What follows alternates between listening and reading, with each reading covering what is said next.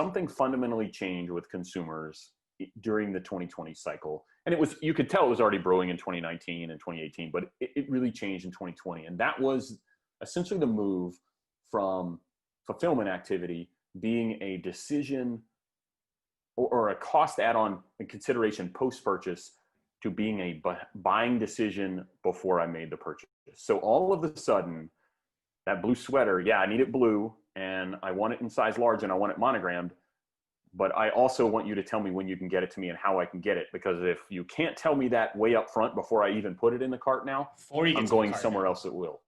Yeah, it's all got to show up in the front. So technologically, what does that mean? Because to me, I mean, that sounds like it means you've got to have a great back end design, but you've also got to really understand front end in terms of how you bring this to life, in terms of what consumers are expecting to see against the logic that you're going to promise behind the scenes. Yeah. So essentially a couple of things are happening right now at this point, right? We just mentioned that the volumes are skyrocketing. So to set the framework for this kind of promising that we're talking about now, you had some stores that were doing, I don't know, 15 or 20 orders a day, small, kind of getting going out of their stores. And now they're doing 300 plus a day.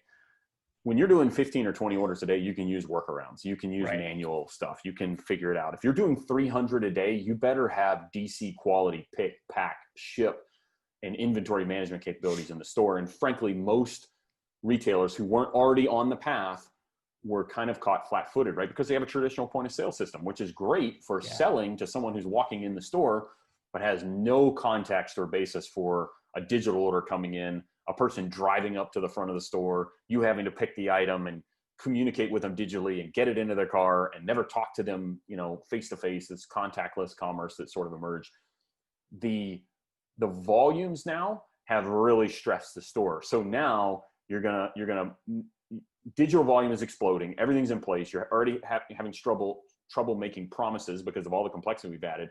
And now we have what you just talked about, which is we've added all this volume up front. We no longer are going to make one call per buying cycle because someone is in the cart, and then we're going to make one call for a 5-day or 5 to 7 day, or even if we had an optimized one, we're making one call. Mm-hmm. We now have thousands of people on the site. We have potentially hundreds of locations we can ship from.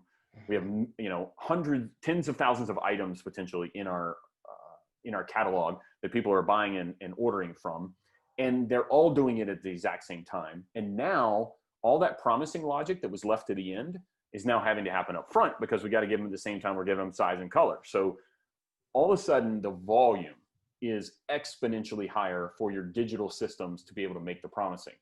But the consumer isn't changing their expectation for the promise. If you promise me something, you better deliver on the promise. So now we start to run into true technical issues with the platform itself.